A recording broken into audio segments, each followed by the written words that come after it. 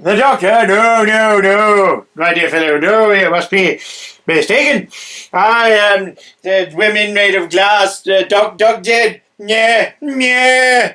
Why did you decide to shout that at me? Because I have to exercise the demon. Hi everyone, welcome to Doctor Review. I'm Chris. I am not. I hope you heard that. I'm not Chris. Oh thank God. I am not Chris. I am not Bill Potts. Can I just ask you one thing before we do this? Depends on what it is you're asking. Please don't shout at me. I have a headache. Oh, I'm sorry. Can I shout in the room? No. Okay. Shout into a box and then open it later. Well, considering you've got a fan on and the window open, we are going to have to project, unfortunately. Okay, that's Yes. fine. Just don't shout at me. Okay. I already put you through this. Yes. If you're unfamiliar with this series, because you might join in because it's a special or what have you, Hello. hello. Welcome. This is a podcast, but there's some visuals because sometimes our dog pops up in the back of frame and it's And cute. who doesn't want to see that? I mean, really. But in the meantime, dreams. We've come to the end of an era, not only for a doctor, but for a showrunner. And a lot of the people working on the show. This is where a lot of the people have been working on Docky Who for the last 5 seasons worth of stuff. This is where they get off. Where And do you get off? what's fascinating about Right this is the last story, World Enough and Time and the Doctor Falls, the two-parter, was a fantastic finale. What was it?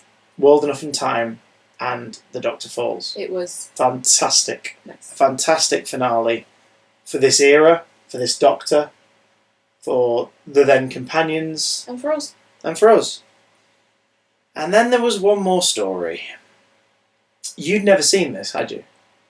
No. No. If you'd have told me that last episode was the last one with Peter Capaldi in, I would have believed you. Well, apart from the last 2 minutes where he steps out of the TARDIS and bumps into David Bradley. Yeah. Yeah, Well, yeah. Like, Well, him starting to regenerate on the floor after Bill kissed him on the forehead and the tear fell on him and then she chooses not to wipe it away because where there's tears, there's hope. Like, is that a fact? no, but it was a motif in the last story. Like, that's perfect. And that means that Doctor's last words would have been, like, shame, I'd hope there'd be stars. That's like, so when sad. When he passed out after the explosions Yeah, on the that forest. would have been amazing. Like, and then it's sort of kind of sweet because it's almost like where there's tears, there's hope. Like Bill, literally, obviously not literally, but Bill crying on him, like the tear landing on him. Like her friend mourning him as she goes off to a new future would have been a perfect, like, I'm going to use this word now in a non-ironic way, would have been a very magical way Magical. to sign off on his era Yeah. and kickstart the next one. Is it a fact? Is it a scientific fact that tears are healing? You looked away then, like, what kind of bullshit is she about to say? I'm waiting for the terrible pun. There isn't one. I'm just. There's so many. Yeah, things so where I watched this documentary called Pokemon: The First Movie, Yeah. and this boy Yeah. gets petrified. He's basically dead, but not really because they didn't want to upset kids, so he's just grey. Oh. And then his little yellow rat friend cries, and the tears float towards him, and Oh my gosh. all of the Pokemon's tears float towards him, and then he Is that wakes real? up. Is that true? It's a documentary. There yeah. was a story I heard, and I know for a fact that it's real, that there was a lady that she fell in love and got Stockholm Syndrome with a big man that was like a beast, and then when she cried on him, he turned into a beautiful man. Yeah, but he has to get shot first. He got stabbed. Yeah. That's real. That's true. That's a a real fact. documentary. Yeah. I saw it happen. And then she and all of us collectively went, oh, but also... And they had a baby, also- and I saw the baby, and he looked at me. Before we started this recording, she was just singing the weirdest stuff to You herself. started it. And I was like, you know, this video could be 20 minutes long. I have a feeling it's going to be an hour. You're like, I don't know what you're talking about. There you are waffling on. My God. But like, that would have been a beautiful little send-off. The reason I highlighted the word magical is because when we do these episodes, one of us always has like the wiki up for the things. We can refer to cast members and whatnot. When I pulled up the wiki, I went through Google, and on Google, the first thing it showed up was the IMDb listing. And the IMDb listing... Oh, no, it's not even the IMDb listing, it's the... presumably like the Google Play one or whatever, because it's like when you can buy it. Yeah. 2 doctors stranded in a forbidding snowscape, refusing to face regeneration, and a British Army captain seemingly destined to die in the First World War, but taken from the trenches to play his part in the Doctor's story. Wow, take away all of his agency. This is the magical last chapter in the 12th Doctor's epic adventure. Magical and epic in the same sentence, bit much. And then I was like, that's a ridiculous description. I wonder if that's the one that's on the back of the Blu-ray. No, different description. But this one begins with the magical final chapter. No. Wow. Whoever thinks this story is magical needs the red box in. Magical. This is not magical. This is shite. Like, let's just tuck in. If you're watching this, listening to this, you've seen the episode we're about to talk about, and if not, deal with it. Spoilers. That's if you've not watched it, that's all right. Yeah, if you've not watched it, well done. Watch The Doctor Falls, and then when Bill and Heather leave the TARDIS and he's there on the floor, go to YouTube and watch the edited Doctor Falls regeneration that someone did. Yeah, that's very impressive. Yeah, because it's a seamless blending of that scene and the last scene of this episode that is a much better send-off for the 12th Doctor. Yeah. This is awful. Where should we even begin with the awful on this one? The very beginning. Well, I mean, there is a superb dissection of this from around the time of its broadcast by the YouTuber H-Bomber guy, which after this finished I said, I have to show you something. A thing I've watched a few times over the years. H-Bomber guy is very funny. Very good. Brilliant. Incredibly well researched. Doesn't like all the same stuff we like. Like, there's definitely certain things he dislikes that we like, but like, that's fine. Good. Difference of opinion is great, and it's nice to hear from other people and get their take on it. But when it comes to this, he hits every nail on the head. Yeah. And even then, there's some stuff he doesn't touch on at all. Like, for example, during this, at the base of Testimony, which is a castle with no floors but tiers, which we later realise have the glass people in them, because Bill emerges from one of those things, and obviously later on we realise, oh, she's one of the glass like avatars. Oh yeah. Like, what did that make me think of? It made me think of the Gelf. Makes me think of the ice nanny in The Snowman. Oh no, that was it. Yeah. The children are being very naughty, like that kind of thing. But obviously these moved fluidly and looked like one person, but they still kind of, the CGI was not well integrated. Whether that's time, whether that's the lighting, I don't know. But whenever there's a fully CGI creature in this show, if they share the screen with another character, they always look about as big as the budget for the show. Yeah.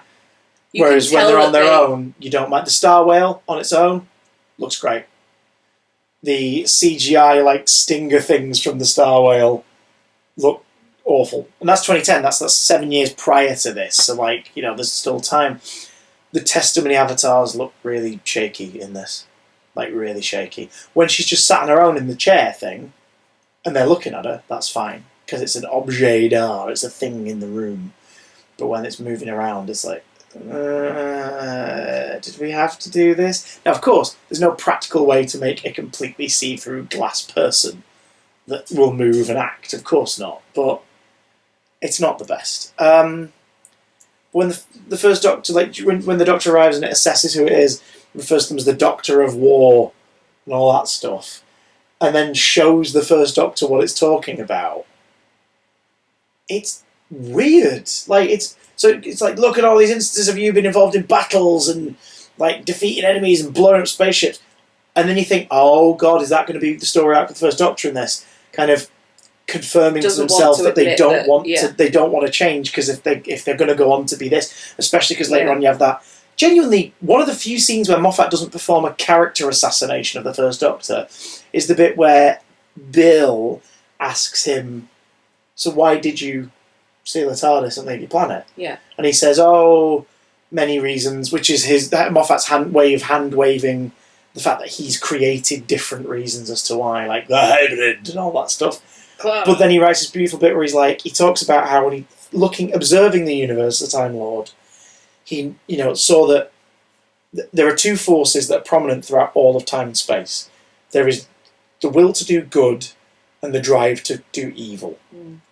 And no equation, no mathematical way of looking at it, no logical way of looking at it would ever say that good can triumph over evil based on what evil's goals, methods are. And yet it does. And a little bit of him wanted to find out why. Because in Time Lord Society, everything is, you know, as far as we know, and also based on who's writing it, is just this bland, archaic, sadistic librarians, essentially, is what they were originally painted as. They document and observe everything, they don't interfere, but they have a high and mighty vibe over everyone because they have the powers of time travel, immortality, like all these things. They really like the film series The Matrix, that's what I've gained from it. That's at least one angry comment. But yeah, it's they love that bit where Neo ends up on a train track getting hit by a small train nearly and has to fight a clown and anyway, K9's in it. No. Chameleon. See, I was making Deadly Assassin references. I'm just being annoying. You're just being a knob. Being a knob. Being a knob. He sounded a bit like what Christopher Eccleston would sound like if he said knob. I hope the Earth turns around and shits on you. Heaton Park. So, love him. Based Doctor. Based. I don't know what that means. It means he's great. On the right side of history, put it that way. Okay. Yeah. Sure. That scene's kind of wonderful because you get a sense of like, oh, is this what the Doctor is about? And you think, so is that going to tie back into the scene earlier where he's shown that he's been part of several atrocities and whatnot? No, never gets brought up. No. Never gets brought up. Like, briefly after that moment, he's sort of like, what were those things? Or what were those things I saw? But then a chase sequence happens and it moves on. I think the best way to talk about this is to pick individual things apart. Okay. The plot. There is none. No. No. It's explained it's explained away quite. So, the actual plot that's happening in terms of here's an event that happens that the characters experience or get involved in. A far future piece of technology called testimony that records the memories of dead people by using time travel to take them from the moment before their death. And because they all know that Peter Parker is Spider-Man, they all end up in the MCU. No, wait, no. To freeze time around them, take them from the moment of their death, basically scan them for all their memories up to that point, and then place them back. And they never know that's happening. Like, what's meant to happen is they don't know that that's happened. Like, you never know. The idea is that happens to all of us. Every human. It's always implied human. Every human, unless you're a cyborg for some reason. But anyway, every human it happens to. They do it to it's happening to a soldier from World War One, a character referred exclusively throughout the story as the Captain, played by Mark Gatiss, who is lovely and wasted in this, and the character's eventual identity reveal is groan-worthy. Oh, Mark Gatto. I do love Mark Gatto. Love a bit of Mark. He's a lovely, lovely man. And this is it now. This is his contribution. Like he's done now. No more writer, no more performer for it. He's also one of the few performers, sort of named performers, outside of stunt team and effects guys and creature performers, to have played multiple roles in the show since it came back. Yeah. Like some of the day players early on, of course, in the original series. But he's plucked from time, and then because of an event that shouldn't be happening, which we learn is two doctors meeting each other and also trying not to regenerate, that somehow interrupts Testimony's experiment or whatever, which is presumably happening either in World War One because it travels back to that moment to get its research and then leaves, or is happening in the years like 5 billion and something, because we learn this is based on technology developed on New Earth. But why does that draw the Captain to them? But then exactly, like then it goes Wibbly and he arrives with them. Now you could go, well, it's because he's connected to the Doctor tangentially, as we realise at the very end. But it's like that reads more like oh, by the way, what a twist. And it's like no character questions it along the way. Why now? Like tries to find the answer, or at least narratively it doesn't feel like that's what they're after. They just want to know what this thing is, testimony. But also, So that's the plot. That goes all wibbly, and then eventually testimony catches up to them, essentially observes them all for a bit, and then goes, sorry, I've got to put you back now. And that's the plot.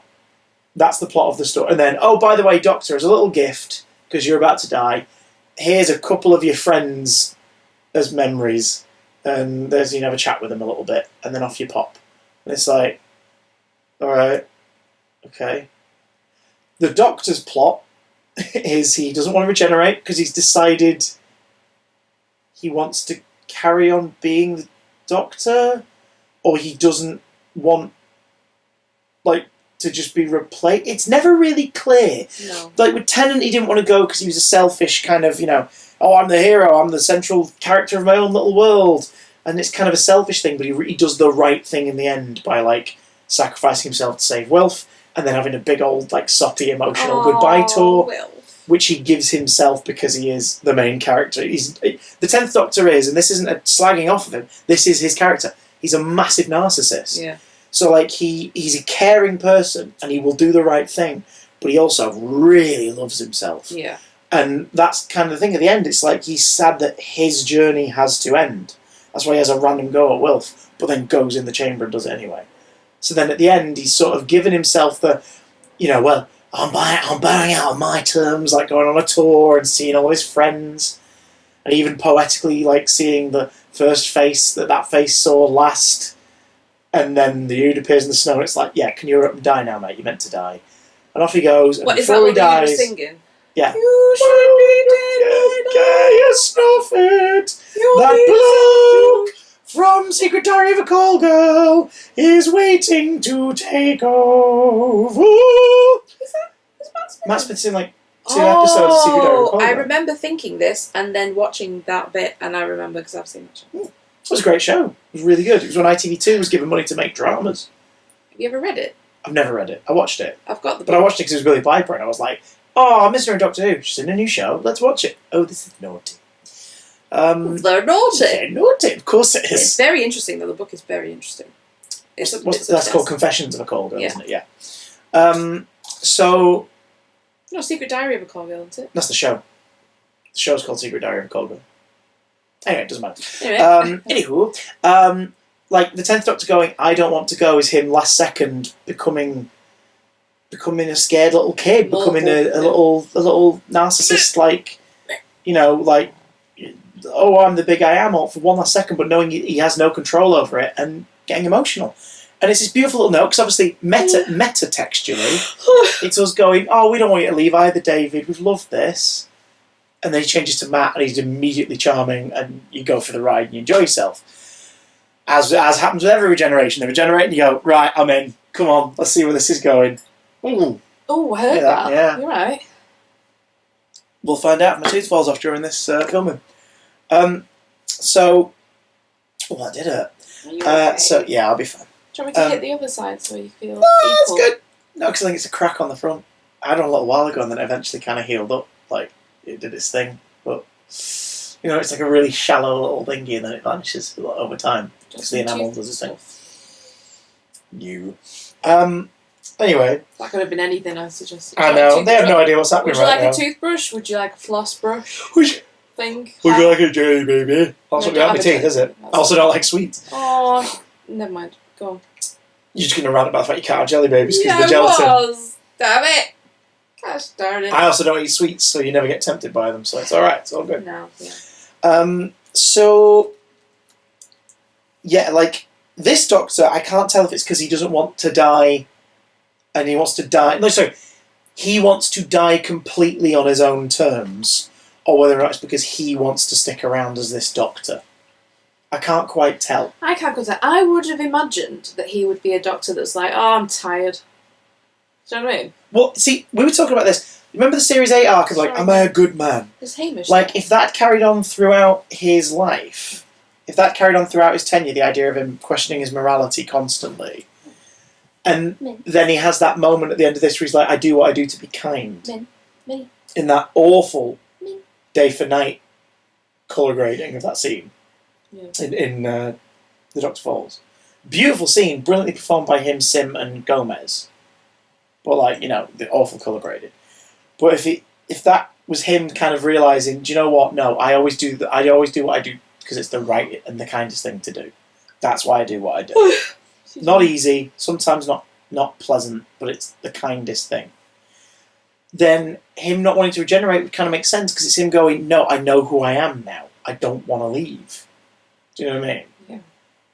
But it's not very clear in this. And then you add on top of that, the first Doctor's, like, we begin, and it's charming until that weird CGI shot moulds from Hartnell into Bradley. That's ugly. Anyone who likes that shot beyond just the warm fuzzies of, oh, it's cool because it's almost like a handing of the baton on screen from actor to actor to play the role. I will not stand for this Richard Hurnall erasure. There's Pineapple. He's getting an action figure before the end of the year. It's been leaked. We're recording this in summer 2023. Is he still alive? Oh God, no! He died I think he died shortly. He died 4 days before they filmed. I think Richard Hurnall died. I'm not even kidding. Before the Five Doctors really came out. That's a shame. Yeah, let me. Richard Hurnall. Sorry. Oh no, just after.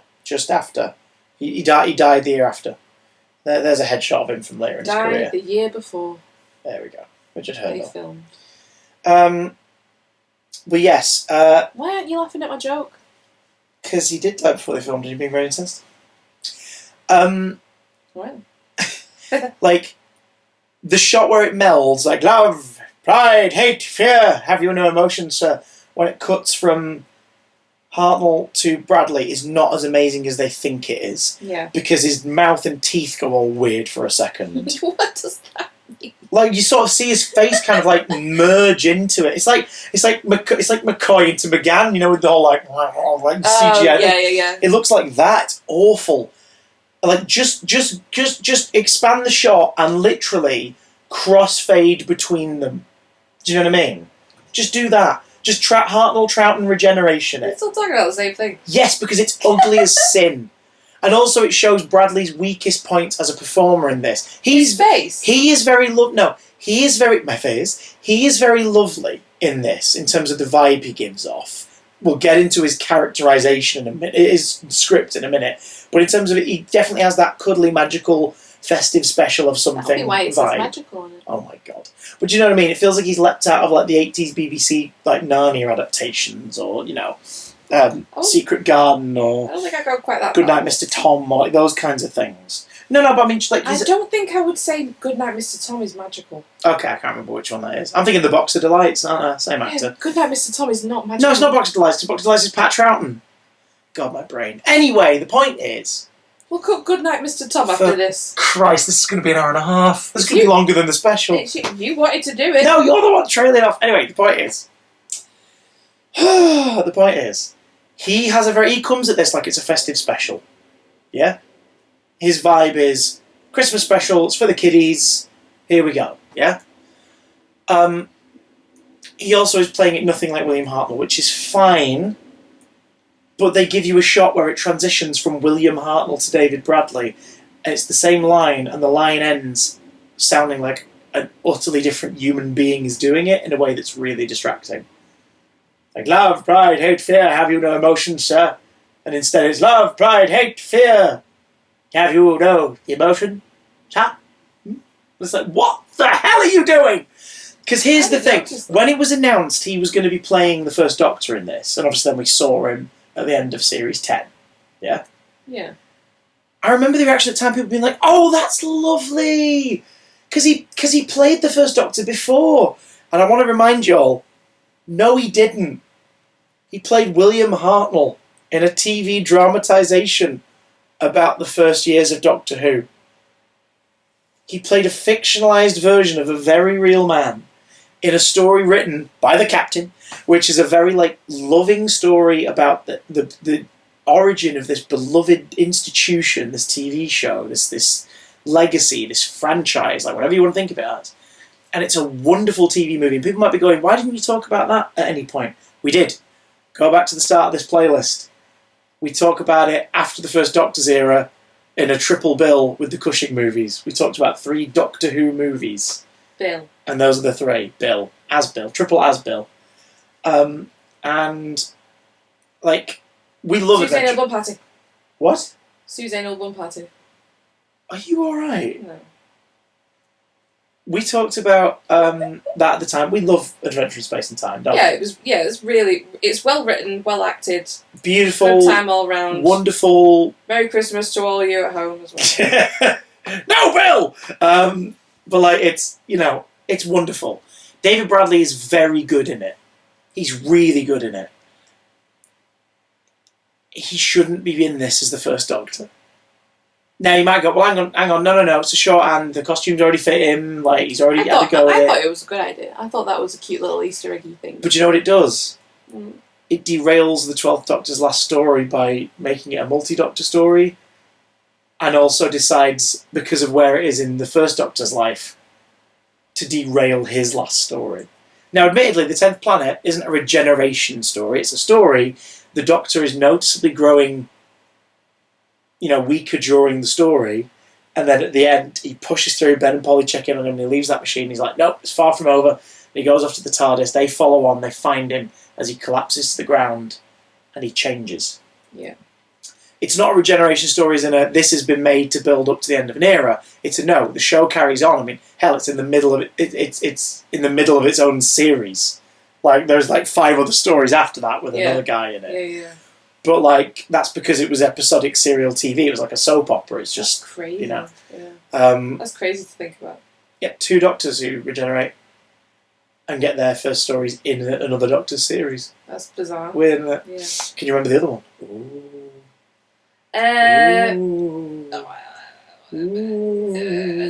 Isn't it Peter Davison to Colin? Davison's Caves of Androzani is followed by The Twin Dilemma, which is such a downgrade. I got a kiss tonight. That's a great episode. What, The Caves of Androzani? Yeah. Yeah, I was going story, to say The Twin Dilemma. You sure? You bloody sure? An alien spy! It's good for that reason. You don't even know what a period is, do you, Perry? Isn't that the one where she stands on his clock? No, that's Revelation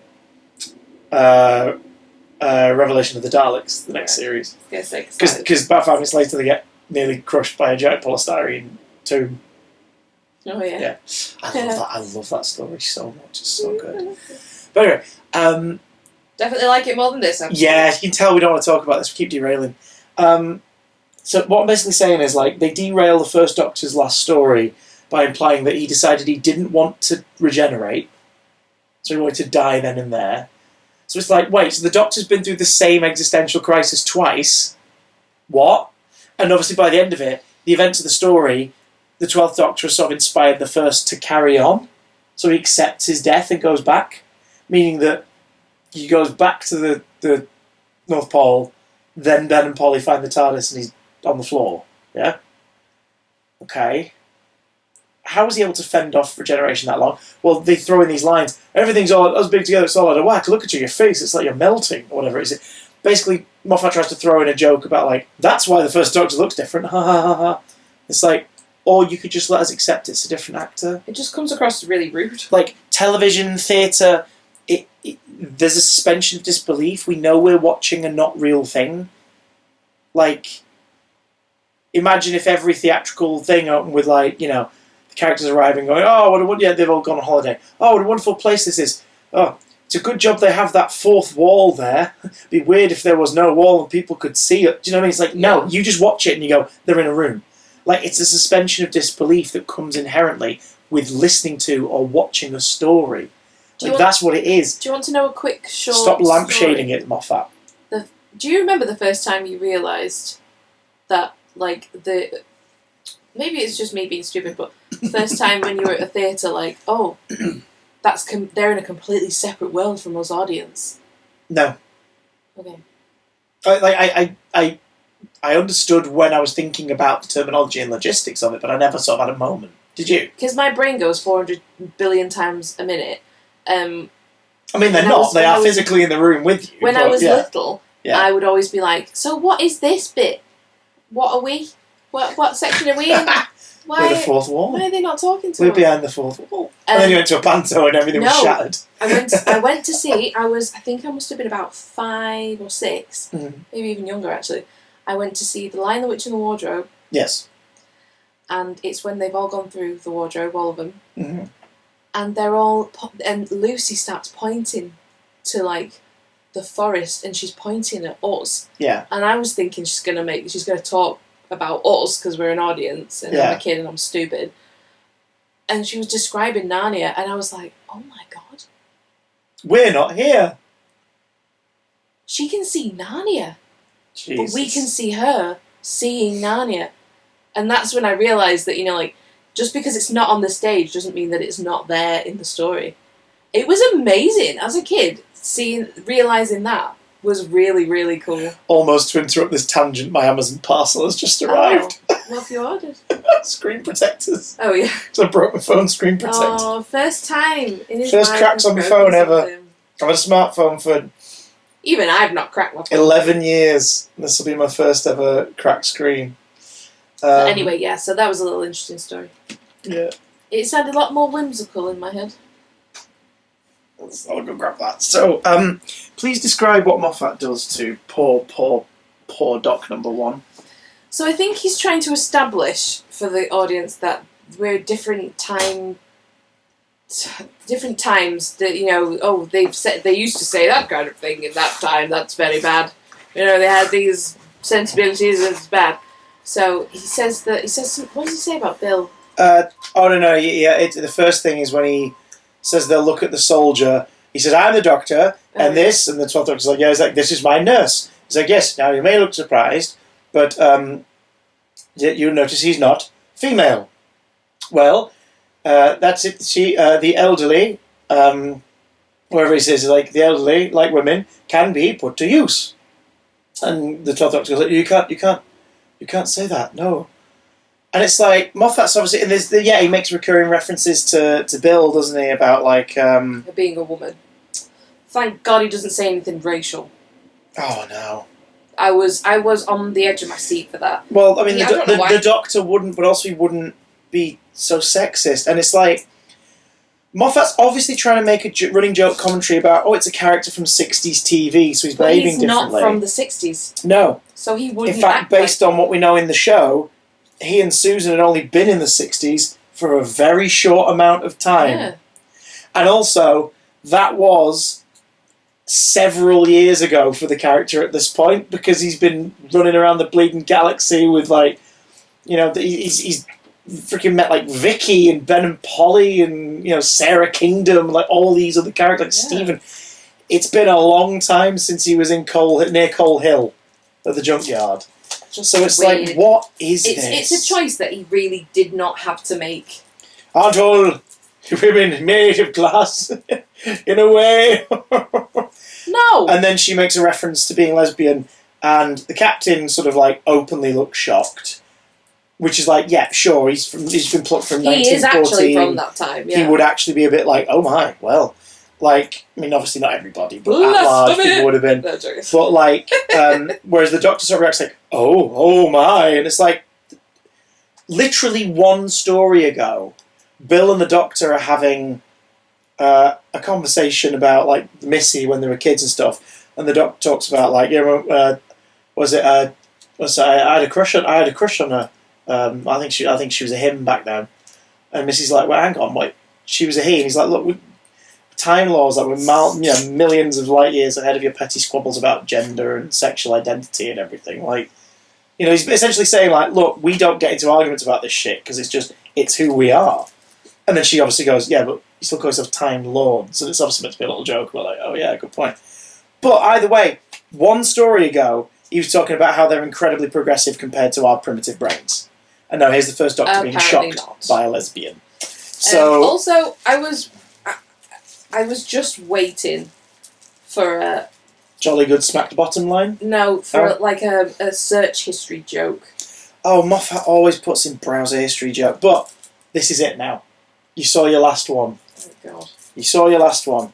Now, at the same time, they use that... Not the browser history, but they use like the idea of the First Doctor and the 12th Doctor's differences to tell some smart and not gross jokes. Like the brandy one is brilliant.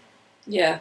Because like we see it in the modern day TARDIS, and he's like, "You've been drinking my brandy." It's like, of course he has. It's your brandy. You've been drinking your brandy, which is also implied that the Doctor has had a wee dram every now and again.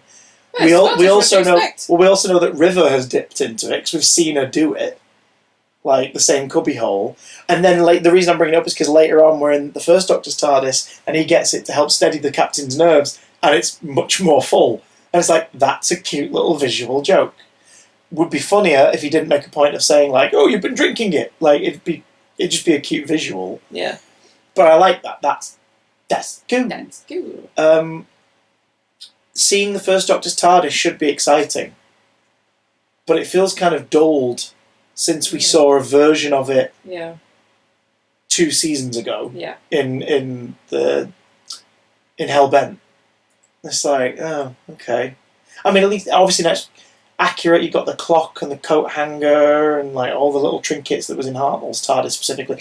And we get a lovely shot that we would never have got in the original series when we see him go back out onto Trenzalore and Bill's with the Captain, and we see the shot from the different angle. Instead of it being, cameras there, and we're seeing the doors, like camera left, and opening. We're from the other side, which would have obviously looked onto the studio floor in the original recording. It's like, that's cute. That's Rachel Talalay going, yeah, do you know what?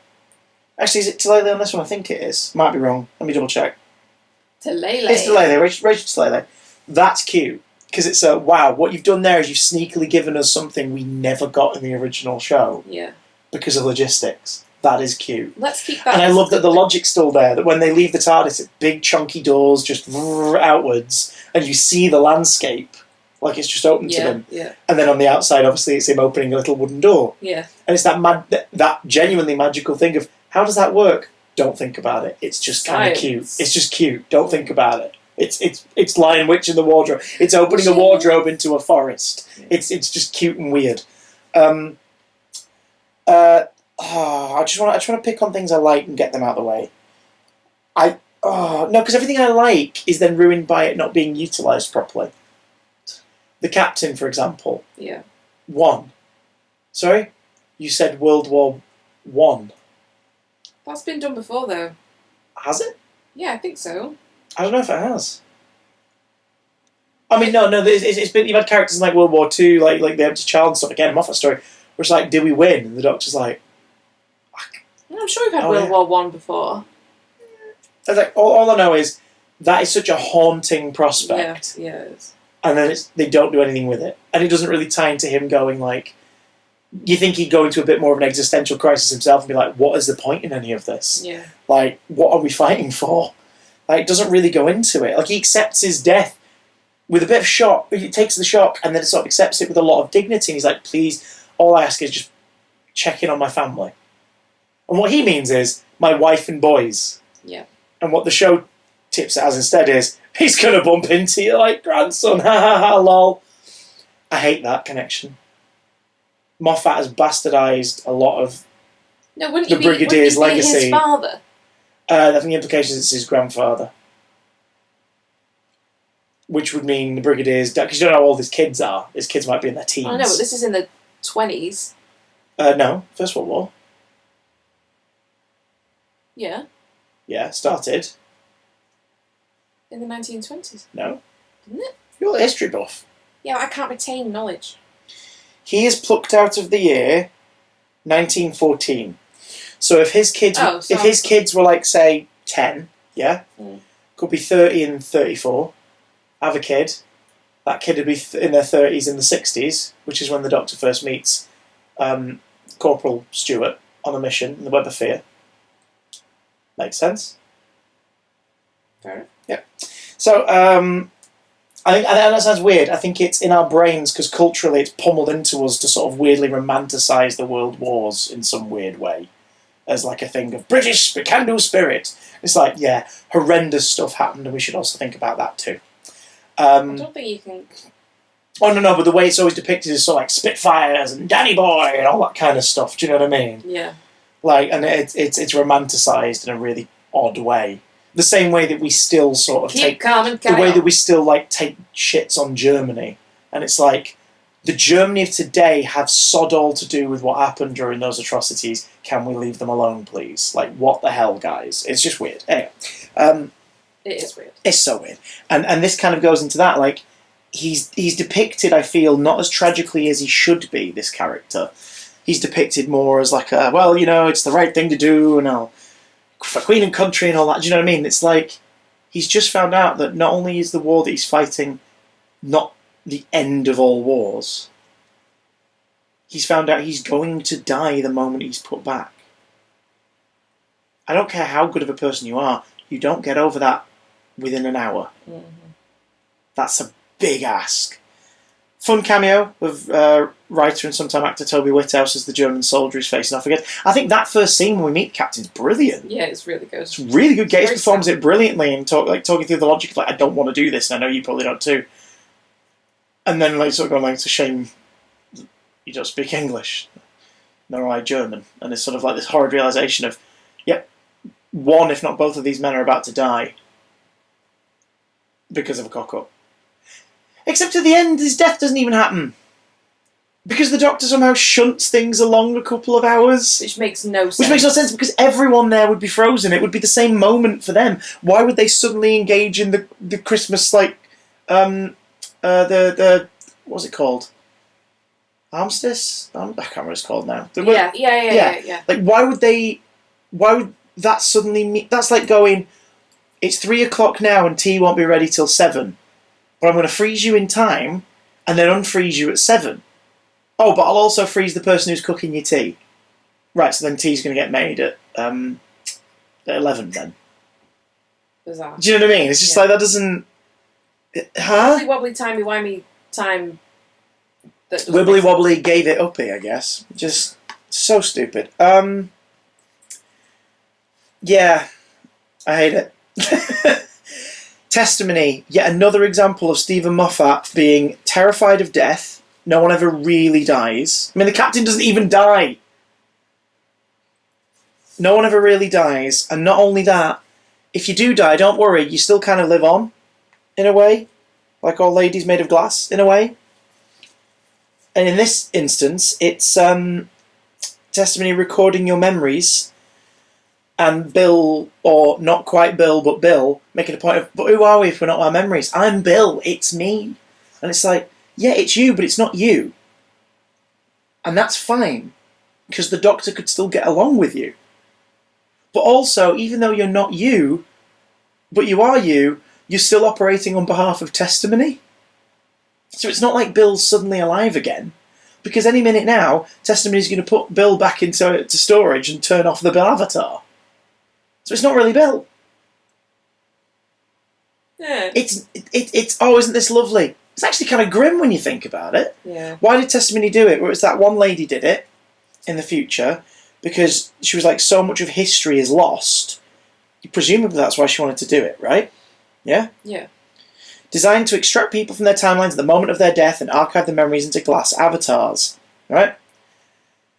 But like, that's because she's talking about, like, we don't have to lose anyone ever again. Okay, cool. What do people on New Earth in the year 5,030,000,030, what do they need in terms of having a chat with a Roman soldier? Also, where Why do they need to talk to a Cockney orphan child? Why do they need to have a chat with Nardole? They don't. They'd want to see that. They'd want to see. Well, that's the thing. They don't, do they? Like, they don't live. They just exist. Yeah, but they still take up space. Well, exactly. And if it's the memories of the person, they're going to be like, "Oh, I kind of want to go to bed and eat." And it's horrendous. The moment you start to think about it, it's horrendous. Yeah, it is. Because ultimately they're seemingly aware that they're also not the original person, but like they are. It's like, I am still here. I'm not here, but I am still here. It's like, okay, that's either grim for you when you eventually realise that your existence is pointless, or you're going to get turned off at the end of the day, and you're like, actually, I kind of prefer not being turned off and put in storage. Or it's grim for the people around you who have to look at their loved ones knowing it's not really their loved ones. There's an entire Black Mirror episode about this, called Be Right Back, with Hayley Atwell and Domhnall Gleeson, that is so depressing. I think about that episode quite often. Oh, because it's that thing of, I wish I could see someone again. maybe I shouldn't, though. Maybe them dying is the proper end to their story. Because otherwise, it's grim for everybody. Like, memories are what they are, and memories are special. And if you can have things that help you relive memories, like say you're getting older, maybe you have Alzheimer's or what have you, and you need something to help you cling on to certain things, that's good. Mm. But faking that person's still around, that's just disturbing. Yeah. Add to that the fact that like testimony is just a database of people, but it still like tries to, I don't know, flex on the Doctor by scaring the first Doctor with like visions of future adventures that are grim and scary. Where'd they get those from? Do they have memories of these other people? Also, at the end, testimony, and again, go watch H Bomber Guy's video on this for the full extent of why this is ridiculous and why it's obvious that Moffat has no like recurring characters who could make a cameo here that would be worth it. The reason testimony appears as Bill implies that, and the fact that Bill can't quite remember how she got here at the beginning, implies that at some point Bill and Heather as one being have passed away. Yeah. Right? Yeah. Bill's not human. How did testimony extract the memories of Bill / Heather? Did she do it just before she died as a Cyberman? Nope. Because then she wouldn't know that she travelled away with Heather. Oh, yeah. And wouldn't be like, oh my god, I never thought I'd see you again. Like, I guess she would maybe in that case, but whatever. Instead, she would have been like, how's Mr. Razor? He looked after me. This really lovely man in a beanie with a strange accent. Do you know what I mean? So this implies Nardole, obviously eventually died, but also Nardole's not a human. Yeah. But they got Nardole. And Clara eventually died. We know that because she would have had to have gone back to face the Raven at some point. But this Clara knew that his memories had been taken, so presumably it's the Clara in the broken version of the timeline that's about to happen, so it must have plucked her out the moment she went back into her consciousness to be killed by the Raven. Also, bless Jenna Coleman for taking 5 minutes of time to put her hair down and wear a Clara costume on set of Victoria somewhere against a green screen so she could be composited into a shot. Why would testimony know that all of his memories of Clara were gone necessarily? How would it be able to give those memories back? My brain is hurting. It wouldn't be able to give those memories. It'd be able to give him Clara's memories maybe, so he could suddenly be like, oh my god, yes, this is that thing that I felt was missing. Do you know what I mean? But it's obviously meant to be like, oh, it's his last story, let him have the memories back. It's like, it's just weird. Yeah. And also the fact that Clara's there highlights that there are no other characters there. Bill and Nardole you can forgive, because then this is like a little button to Series 10. But Clara showing up is obviously meant to be like when Amy shows up in his head when 11 passes away. Yeah. But it just highlights that, nope, he's got no friends. No memorable characters that would show up and say hello. Like, would you bring back Frank Skinner from Mummy on the Orient Express? Like, Yeah, why not? you know what I mean? Like, just, oh god, I don't know. It hurts my brain. It misses every mark, and it is yet again Stephen Moffat creating people die, but then they don't really die because their memories live on in this digital thing. Again. Do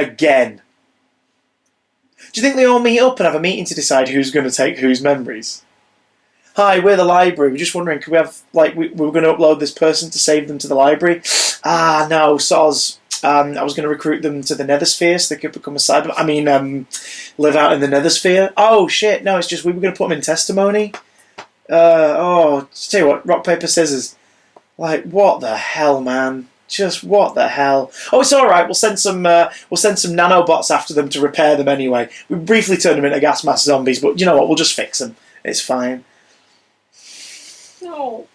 Oh, actually, damn it. Ah, no, they didn't really die. They were zapped back in time by a statue. It's all right. They're living their life with a happy family in the past. My brain. He can't help himself. You need some therapy. Rusty makes a return.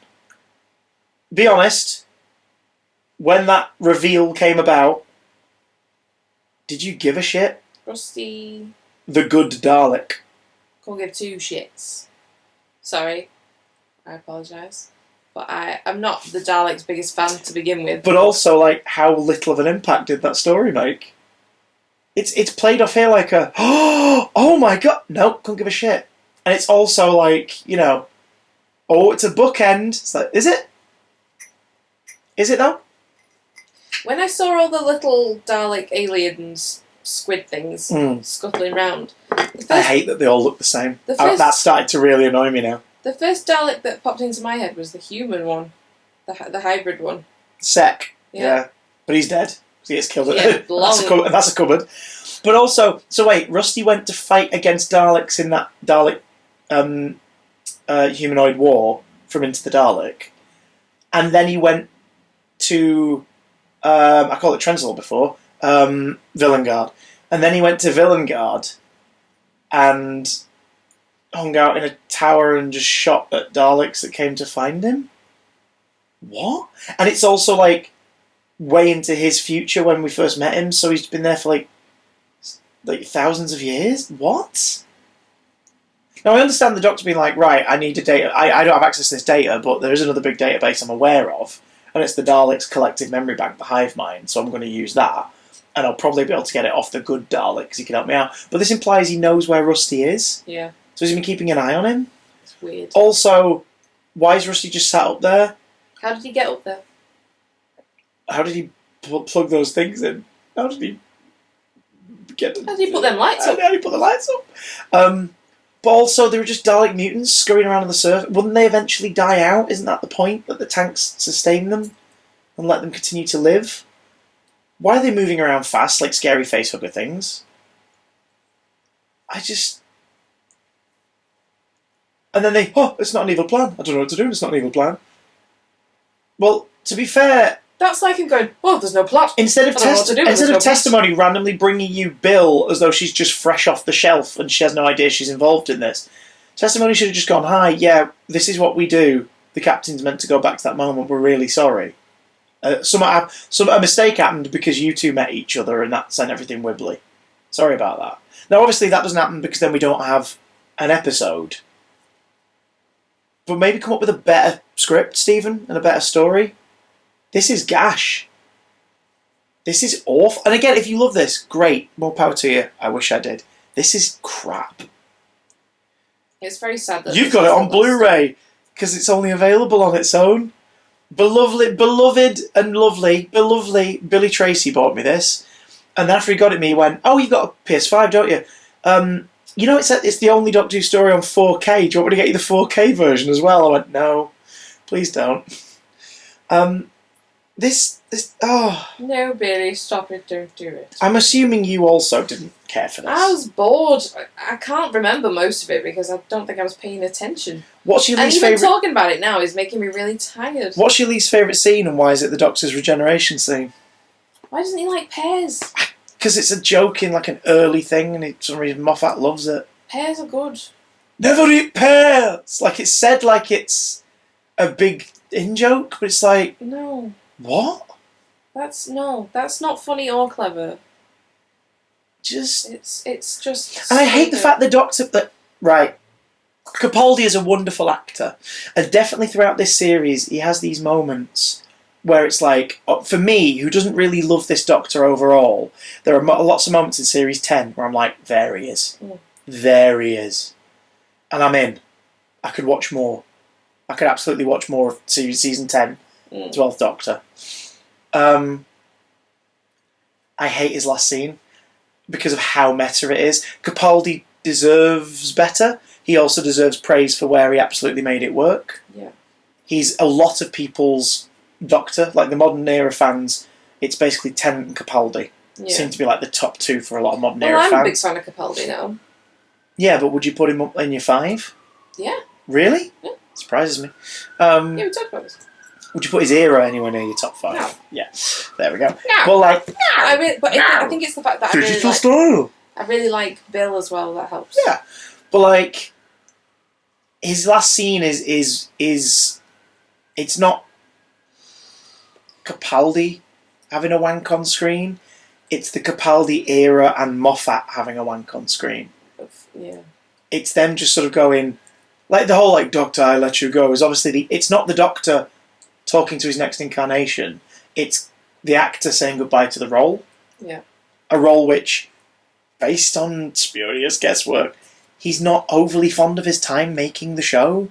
Unless he is, we're recording this in July 2022. Unless he, No, we're not. 2023. Unless he, so the 60ths have been and gone by now. While Blue Yonder has revealed its secrets to everybody by now. Unless he shows up in that, he means it when he says, "I'm not interested in going back. Sorry." That's so sad. So unless he's just being coy because he has a cameo in the 60th, but like, so. I just find it so... And the idea of him lecturing the next Doctor... People always say the "I don't want to go" is unfair for the 11th and unfair for Matt Smith because it's going to make everyone instantly hate them. But, like, I'm sorry, I'd argue that Matt Smith's first 3 seconds on camera instantly win you round. Because it's not like, "Ah! Ooh!" Yeah, you go like, wait, what's going on? Like, he instantly does his job, as does Jodie in this. Of course, it's the first appearance of Jodie Whittaker as the Doctor. It is a multi-Doctor story with an additional Doctor in it. Like, they instantly win you around because you see a bit of spark of the actor and what's coming, like, what's coming up, or what they intend to bring to the role, and you're on board. But it's a whole scene of the Doctor basically going, "Be this, be this, be this, dramatic feint, children will listen." And it's like, I get the sentiment. Like, you must never tell anyone your real name. No one must know except children. Children know it. They will listen and they will know. And it's like, look... I get the sentiment you're trying to make here. This is a kid's show. This is a Father Christmassy character. The Doctor is absolutely Father Christmas. They're Father Christmas and Sherlock Holmes and Obi-Wan Kenobi. Like, they're all rolled into one, yeah? That's who the Doctor is. You don't have to spell that out like this. And I'm interested in the comments. Are there people here who love this regeneration? Please let me know if you do and why you do. And be nice about it. Because I love that you love it. I don't like that I don't like it. I love that you love it. I think it's wank. And then when she appears, I love that. I hate the crashing TARDIS because it's become such a thing now. Oh, I'm so bored with that. I'm bored of the crashing TARDIS, like, because they got rid of it sort of last time. Like, the regeneration from Smith to Capaldi was... It was the first indication of, oh, they're going to be different now. And no, they're not. It goes back to glowing. Every subsequent one from this one is back to glowing and hands out, anyone who regenerates. It's so dumb. It's boring now. Like, vary them up. But the Capaldi one doesn't feel as much like a crash, even though he says, like, "We're crashing!" But it's got the twist of the companion being there. Do you know how to fly this thing? The last shot being Clara's face, like, "You fucking what?" Like, is a nice twist on it. And then when we next see them, they're spewed out of the mouth of a T-Rex. So at least visually it's a very different, like, thing. Yeah. Whereas here it is yet another, the TARDIS is crashed. This is the third, we're going to see it crashing and all that sort of stuff or whatever. Just... Yawn. Christ, please vary. And then, mild spoiler alert for the next regeneration, they do differ it up. Yeah, I've seen that. But, like, just before the crashing bit, and again, like, the whole, like, her tumbling out of the TARDIS and the TARDIS vanishes and you're like, what the hell's happening here? Is a mystery. Whether it's a satisfying resolution, you'll find out. That means no. But, like, well, no, it depends on your mileage. Some like it, I don't. But anyway, but her first moment of clocking... Oh, I mean, little things. There's little things that are lovely that Talele does that work. Like, the ring dropping off of her hand. Because her hands are much smaller now. But also that ring was a prop exclusive to Capaldi. Because he didn't want to take his wedding ring off because he was working every day as the character for, like, 10 months. So they made, Michael Pickwood and his team designed a case for his ring that looked more like sort of the first Doctor's signet ring kind of thing. Yeah. So he would always have his ring on. Very cute. Yeah, and it's like that is, and also the last incarnation definitely got married to River Song. Screw it, he's got a wedding ring on. Why not? Like, it's cute.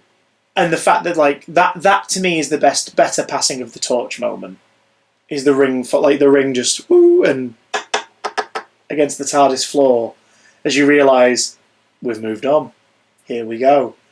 Clocking her own reflection in the monitor, and going, oh, brilliant. It's just such a lovely little, like... Yeah, she's so cute. It's so great, because, of course, meta-wise, it's finally the first female lead of the show playing the Doctor.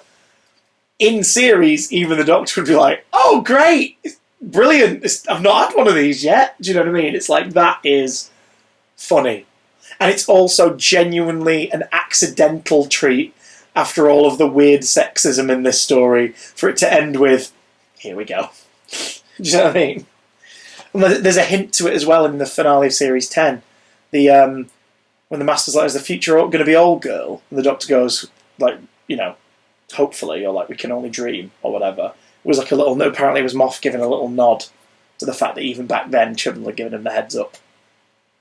It's like, I think I've picked them, and I think it's going to be a lady Doctor. It's like, yay! A lady. A lady.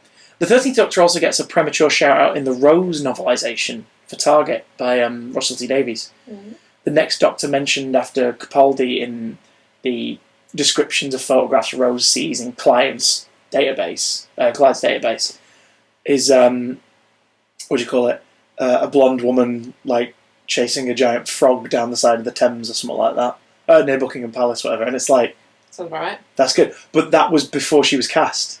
That he started work on that. So it was, I think then it must have been a... Does this contradict anything? Or a... Oh, I've secretly been told. Go on, I'll put a little hint in there. It was published after she was thingy, but obviously the writing had begun. Yeah. So it's like, that's cute. Like, that's cool. That's cute. Does it make you excited to see her coming off of this scene? No. Because I know you've seen some of her era, and there's one... The thing is, preemptively, we'll let you know now, like Clara, and like, go way back in our videos, like Sarah Jane, and in both of those cases, someone was proved to be sort of one round a bit more. I still but in don't both like of those, Clara, but you still love Clara, but you can appreciate Coleman's performance and certain story things. Yeah. Series 9 Clara is a lot more enjoyable than she's Series 7 and 8 very much Clara. not as detestable as I thought she was. And it's because I think we've both come to realise a lot of that is down to the material, not Coleman. Like, but at the same time, you out of the back of Clara, you liked Clara way more than you did going into her era. Yes. Sarah Jane, you kind of had this weird thing in your head of like, from childhood and whatnot, of, oh God, I can't stand her, she's so whiny. And then we got up to her in the third Doctor's era, and by the time she left Tom, you were like, I am going to miss her so much. Yeah. And then when we got around to watching some Sarah Jane Adventures, you were like, I'm so glad we're spending more time with Sarah Jane. So it's like, there is unfortunately one more character who's given you that, and we're about to meet them, and that's kind of your bugbear going into the next era, isn't it? The fact you're about to spend time with Ryan Sinclair. Thing is, I know that he's terrible, and so many other people agree that it's not the way they're written. He's just a terrible. I think it's both. I think it's the way they're written, and I think it's Tosin Cole's delivery. His acting is like how you act in your first year of high school, and you put on your end of year play. Do you know what? I'm going to be the Tosin Cole apologist next season. I think in season 11, he has more moments where he shines. I can't stand the way he talks. Every sentence is monotoned. You and others have commented on it, how it sounds like he's concentrating too much on getting the Sheffield accent right, that he's putting all of his energy into that rather than the rest. Irritating. We'll get to it. We'll get to Ryan Sinclair and find out whether or not he's doing it, mate, when we come to the next series. But are you excited for Jodie? Does this last scene tee you up to, yes, I want to see more of this person? Yeah. Okay.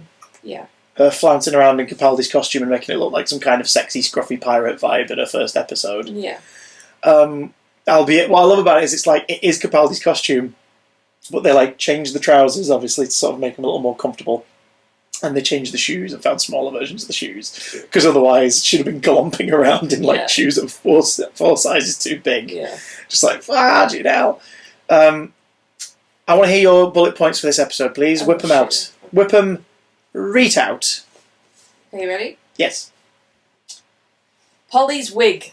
Yes, because we get Ben and Polly super briefly at the beginning, played by Jared Garfield and Lily Travers, respectively, who shot more material, and I think some of the deleted scenes, I don't know if they're on here, but they're online somewhere, they'd shot a bit more of episode 4 of The 10th Planet, and people had said at the time, shoot it. Like, film all of episode 4 and then we've got a version of it. Do it. And they were like, we don't have the budget for that, sorry.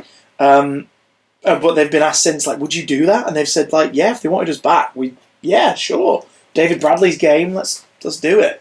Alternate option. Well, the collection series 4 won't be coming out for a while because they're obviously getting as much of the missing episodes as they can before they put those out.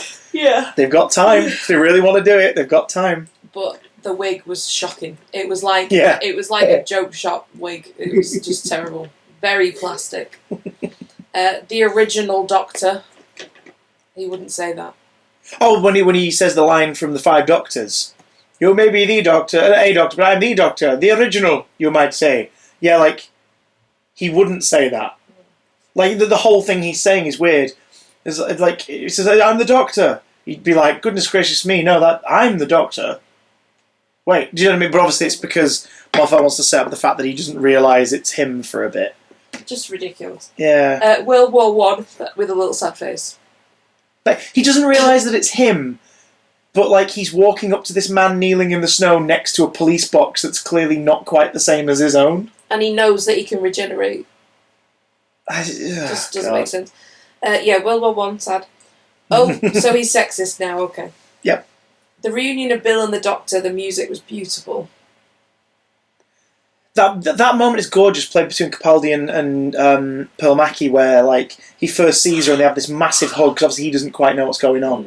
They have this massive hug and they both go into it, and then he kind of starts to let go because he's thinking more logically about it. But the music was really beautiful. It's beautiful. Lots of reuses of the 9th Doctor's theme in this one. Weirdly, there's a lot of ooh. Like that, right down to that exact version of the track from 2005 being in the scene. The exact same version.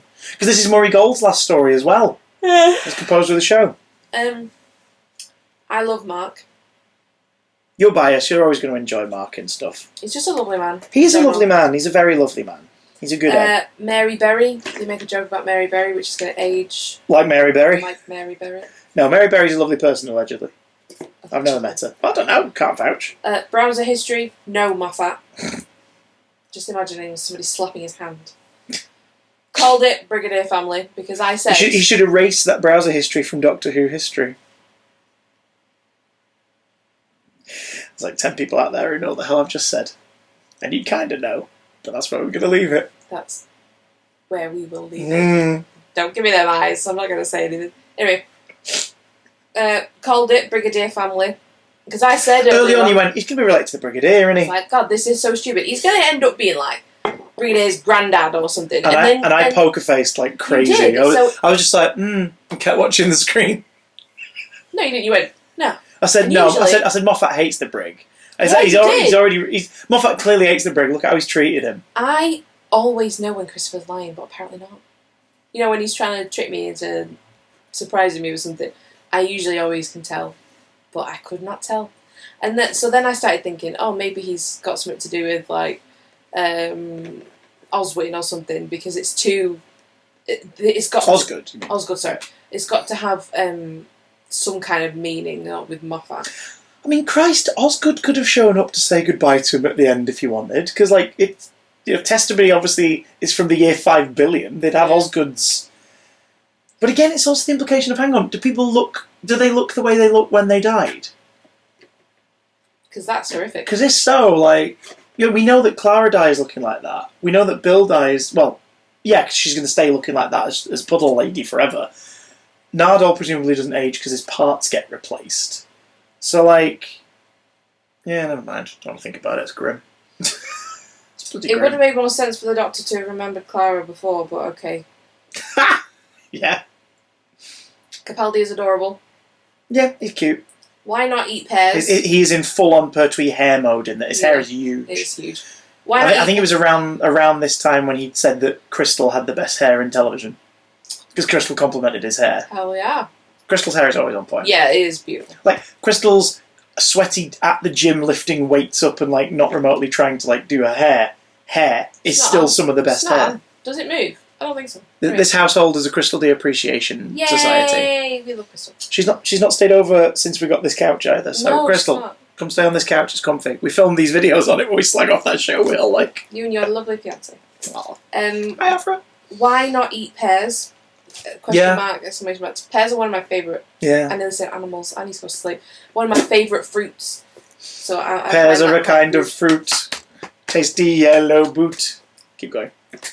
Anyway, that last speech with an eye rolling emoji, just like, for God's sake. And then I wrote sad with a sad face. Sad with a sad face. And then I said, God, I wish we didn't know who plays the Doctor until the regeneration. Wouldn't it be amazing? It would be so. I think we talked about this last time, but it would genuinely be so amazing to. Because whether you know the actor or not, it's just cool to get a glimpse of the personality. Yeah. I think that's why sometimes they try to surprise us with announcements, because it's like we can't avoid people revealing it. Yeah. So we can at least kind of. Which is so unfair. Like, do you remember how Matt Smith was revealed? I loved that. So Tennant was leaving on New Year's Day 2010, and we knew that was going to happen. Right. So on New Year's Day 2009, or like in that week, there was a confidential special on BBC One called The Next Doctor. Not to be confused with The Next Doctor, the Christmas special I'd played like a week or two before. Yeah. But like, it was called The Next Doctor. Or The New Doctor, something like that.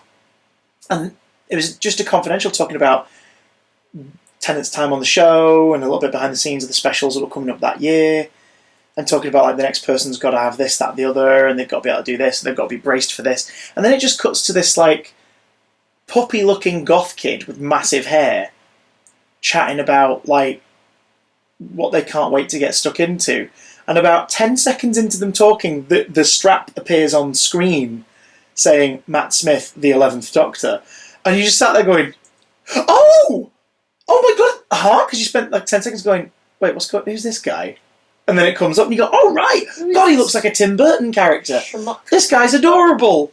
What a strange looking dude. Oh, he's kind of handsome and kind of weird. Wouldn't it be weird if his eyebrows slowly disappeared throughout his tenure? And then later that day, the press shots go out of him in like just like that blue suit with the black t-shirt and the polo neck, and he's just in an alleyway and the TARDIS in the background.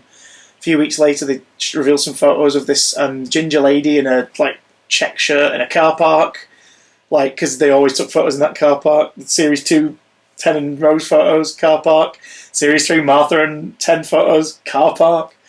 It's just the roof of a multi-story in Wales. They always use that to take the photos. But yeah, it was like, oh wow. And then with Capaldi, a whole special, getting people to tune in, then revealing who the actor is. And like they always try to do that. Jodie's announcement trailer, same thing. Like they always try to go, look, we can't just give it away in the thing because the world doesn't work like that, unfortunately. Yeah. So we will still give you a moment with the actor. And it's like, okay, sure. And then it's about the anticipation of seeing the change. For me, the one that I think I wish they could have kept secret somehow was Jodie into David again. Because that would have blown everyone's mind. Yeah. It would have been like, what? Like, it would have absolutely floored everyone, because that would have been a, no, seriously, what is going on kind of moment. Yeah. Anyway, 12th Doctor's era. I think we've kind of made it clear overall, but I think our feeling for it has been uneven. I think would be the best way to describe it. I like to think of it as, I enjoyed that. And think of all the things that I enjoyed and not the things I didn't. No, cool. Would you ever revisit it willingly? Yeah, I think so. The whole thing? Or would you like make a little playlist of stories? More a playlist of stories? Yeah. Yeah. Yeah. With Bill. Mm. Series 10, you watched Series 10. Even the monks? No. No. Well, no. I think it's pick and mix. Yeah. I think you'd look at each series and the specials and you'd go, that one, that one, that one, that one, that one. Not you, that one, that one. And that'd be your fill.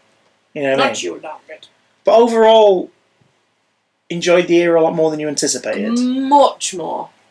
And imagine telling you that like half a year ago. You're about to watch 2 seasons of Clara. I was very against carrying on with this because I just did not want to watch it. Are you glad you did? Very much. Please keep that in mind when we start the next batch of the marathon. I can't. So, okay. 12th, we've not done this in a while. I think we forgot the last couple of times. 12th Doctor, favourite costume? The black coat with the red lining. So the OG? Or later series version of that where he has like the hoodie as well? Yeah. Okay. I love a good hoodie and coat combo. I love it. There is a mix in Series 10 where he's in the waistcoat, the shirt, the hoodie and the coat, and it works. Yeah. Like the hair's scruffy, the suit is neat. But then there's also the version where it's all neat except for the coat where the coat's scruffy. Yeah. Which obviously explains this story in that version. Man in a suit. Best kind. You in a suit just throws me under the bus. It really does. No, I threw you under the bus. Oh my god, you threw me under a bus? That's why I was in a funeral suit. Do you not remember? I was like, ha ha! Am I dead? It's back when we were arch enemies. I'm not dead though, because Moffat wrote our storyline. Yeah, and this is a database where our minds are saved. I'm made of glass. Anyway, what about you? Jesus. I do like the Red Velvet, but I'm kind of weirdly a sucker. And it's weird I feel this way. For the Season 9 looks, honestly. I don't realise you've been falling over this whole time, haven't you? The Season 9 looks where it's not so much the opener with the tartan like check trousers and the band t-shirts and the scruffy hoodie, but the mid-season 9, the before the flood, I can't see what the before the flood sort of look where it's like black or black white dotted t-shirt, I like that, yeah. Green hoodie, the coat. I also like the blue inner coat Series 10 variation of that. The Professor version. Yeah. I actually quite liked his Professor look. There was in a couple of stories where he was just in like a red t-shirt, a loose hoodie, and then the smart coat and trousers. I thought that looked quite nice as well. Capaldi Doctor is a comfy doctor. Worst 12th Doctor story off the top of your head. Doesn't have to be definitive if you can't think of them all, but first one that comes to mind. The last Monk episode. Lie of the Land. Oh, God. What a slog. Hellbent for me still. I can't watch the last story of Series 9 and like it. I just can't. Which one's that? Gallifrey. The absolute butchering of Gallifrey and... Snorefest. Yeah, hate it. Best moment in his tenure? Best story? No, best moment. Moment? Yeah. Don't know, what have you got in mind? Him playing the guitar. Him playing the guitar? At any point. Mm. It was a joke, boo. Mm.